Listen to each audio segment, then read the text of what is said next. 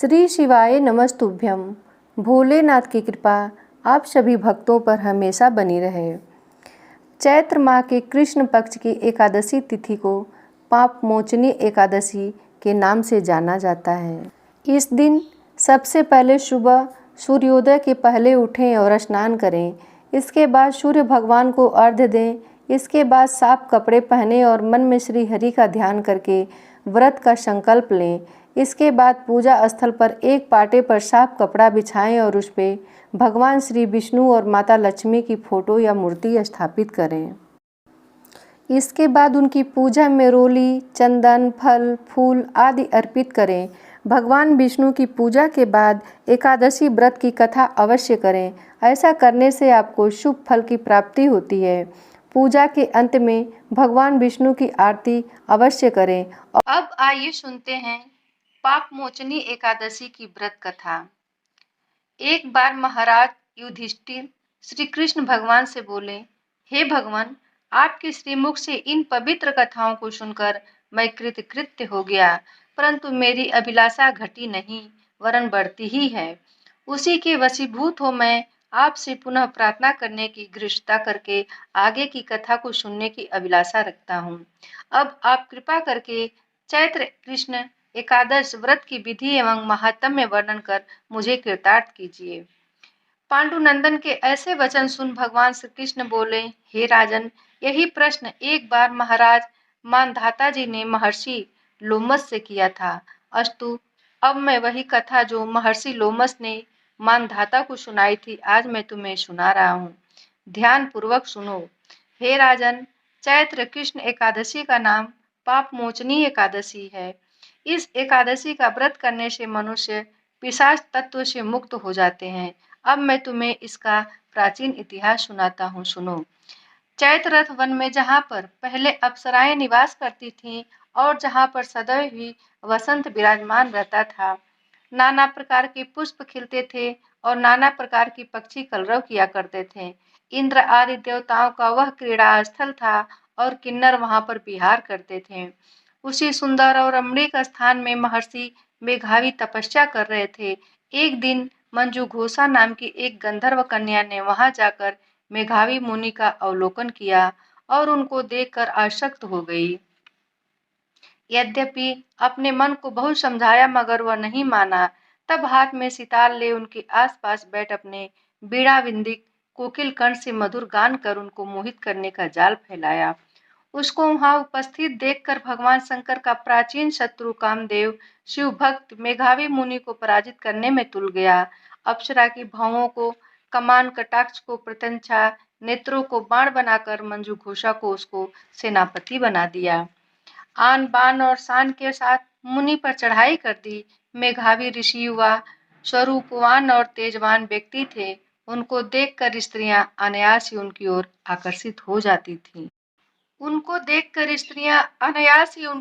आकर्षित हो जाती थीं। कामदेव की सेनापति मंजुघोषा ने मुनि के सम्मुख समीप ही बैठकर मधुर गान आरंभ किया। स्वर लहरी की सुरीली तान से ऋषि का ध्यान भग्न हो गया और मंजुघोषा पर दृष्टि पड़ते ही उस पर मोहित हो गए। मुनि को अपनी ओर आकर्षित देख मंजुघोषा अपनी समस्त क्रियाएं एकत्रित कर उनके पास गई। महामुनि उसके स्वरूप पर ऐसा मोहे कि समस्त शिव चरित्र क्षण मात्र में भूल गए और मंजुघोषा के साथ रहकर काम क्रीड़ा करने लगे। भोग विलास करते जब बहुत दिन हो गए तब मंजुघोषा ने मुनि से जाने की आज्ञा मांगी। कामासक्त मुनि ने कहा, अभी ठहरो, आज ही तो आई हो। मंजुघोषा मुनि के वचन सुन यद्यपि भयभीत हुई और तथापि कामवश फिर रुक गई, मगर अब उसका चित्त भावी अनिष्ट की आशंका से चंचल रहने लगा। मंजुघोषा मुनि के पास 57 वर्ष 9 माह 13 दिन काम क्रीड़ा करती रही, मगर मुनि के लिए अभी वह पहली ही रात थी। एक दिन मंजुघोषा के आज्ञा मांगने पर मुनि ने वही प्रार्थना पाठ दोहराया। तब वह भयभीत होती हुई किंचित मुस्कुराकर कहा, प्रभु, इतनी संध्याएं आई और चली गईं, मगर आपको अभी एक रात ही हुई। मंजुघोषा के ऐसे वचन सुन मुनि की मोह निंद्रा भंग हुई और उन्होंने ध्यान करके अपने चरित्र को देखा। रहस्य जानकर मुनि अत्यंत क्रोधित हुए और कहने लगे, दुष्टे, तुम्हें बार बार धिक्कार है, तूने मेरी अब तक की सारी आराधना नष्ट कर दी, अतः तुम पिशाचनी हो जाओ। मुनि के शाप के मंजूषा पिशाचनी हो गई और मुनि के चरणों पर गिरकर कहा, प्रभु मैं निरपराधनी हूँ, मेरा क्या दोष है, आपने मुझे व्यर्थ ही शाप दिया है। खैर अब जो होना था सो हो गया, अब कृपा कर शाप मोचन का उपाय कहिए। मंजूषा की दीन वाणी सुनकर मुनि का क्रोध नष्ट हो गया। तब उन्होंने कहा, जाओ चैत्र कृष्ण एकादशी का व्रत करो, तुम्हारा पाप नष्ट हो जाएगा। इस प्रकार वह अपने पिता च्यवन के पास गए। च्यवन ने इन्हें देख आश्चर्य करते हुए पूछा, तुमने कौन सा असत् कार्य किया है जिससे तुम्हारा तेज और पुण्य नष्ट हो गया है। मेघावी ऋषि ने पिता को सारा हाल बताकर पाप से मुक्त होने का उपाय पूछा। पुत्र के ऐसा पूछने पर च्यवन ने भी पुत्र को वही सलाह दी जो उन्होंने मंजूघोषा को दी थी। अस्तु मेघावी ऋषि और मंजूघोषा दोनों ने पाप मोचनी एकादशी का व्रत कर अपने अपने पापों को नष्ट किया। पाप मोचनी एकादशी का यह प्रभाव कि व्रत करने वाले के पाप नष्ट हो जाए, इस कथा को भी कहने एवं सुनने से हजारों गोदानों का फल मिलता है।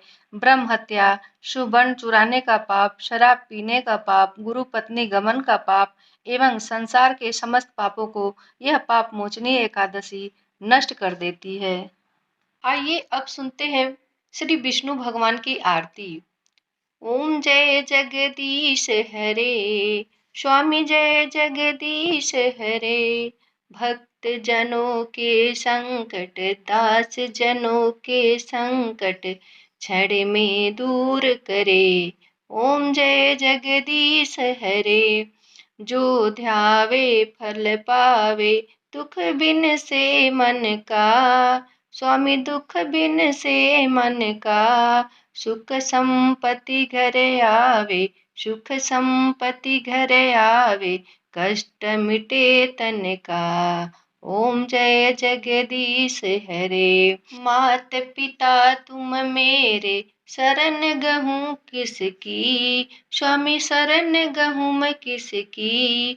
तुम बिन और न दूजा, तुम बिन और न दूजा, आस करूँ मैं किसकी। ओम जय जगदीश हरे। तुम पूरन परमात्मा, तुम अंतर्यामी। स्वामी तुम अंतर्यामी। पर ब्रह्मा परमेश्वर, पर ब्रह्मा परमेश्वर, तुम सबके स्वामी। ओम जय जगदीश हरे। तुम करुणा के सागर, तुम पालन करता। स्वामी तुम पालन करता। मैं मूरख फल कामी, मैं सेवक तुम स्वामी, कृपा करो भरता। ओम जय जगदीश हरे। तुम हो एक अगोचर, सबके प्राणपति। स्वामी सबके प्राणपति। किस विधि मिलूं दया मैं, किस विधि मिलूं दया मैं, तुमको मैं कुमति। ओम जय जगदीश हरे। दीन बंधु दुख हरता, ठाकुर तुम मेरे। स्वामी रक्षक तुम मेरे। अपने हाथ उठाओ, अपने शरण लगाओ, द्वार पड़ा तेरे। ओम जय जगदीश हरे। विषय विकार मिटाओ, पाप हरो देवा। स्वामी पाप हरो देवा। श्रद्धा भक्ति बढ़ाओ, श्रद्धा भक्ति बढ़ाओ, संतन की सेवा। ओम जय जगदीश हरे। ओम जय जगदीश हरे। स्वामी जय जगदीश हरे। भक्त जनों के संकट, दास जनों के संकट क्षण में दूर करे। ओम जय जगदीश हरे। दोस्तों, कथा कैसी लगी? अगर अच्छी लगी हो तो एक लाइक अवश्य किया करें। चैनल पे नए हो तो सब्सक्राइब अवश्य करें। मिलते हैं अगली कथा में, तब तक के लिए धन्यवाद।